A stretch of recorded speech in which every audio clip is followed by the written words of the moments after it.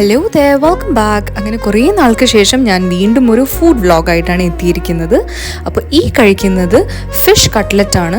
ഞാൻ ഇന്ന് full sea food try ചെയ്യാൻ വേണ്ടിയിട്ടാണ് വന്നിരിക്കുന്നത്. അടിപൊളി കട്ട്ലറ്റ് ആയിരുന്നു, നല്ല ഡീപ്പ് ഫ്രൈഡ് ആയിട്ട് അതിന് മുകളിൽ മസാലയൊക്കെ ഇട്ടിട്ടായിരുന്നു തന്നിട്ടുണ്ടായിരുന്നത്. പിന്നെ നമ്മുടെ മെയിൻ ഐറ്റം വന്നിട്ട് സുറ പുട്ട്, ബേസിക്കലി ഷാർക്കൊക്കെ വെച്ചിട്ടുള്ളൊരു പുട്ടാണ്. ഇത് ഭയങ്കര ഫേമസ് ആണ് തമിഴ്നാട്ടിൽ. ഇത് കഴിക്കാൻ വേണ്ടിയിട്ടാണ് ഞാൻ മെയിൻലി വന്നിട്ടുണ്ടായിരുന്നത്.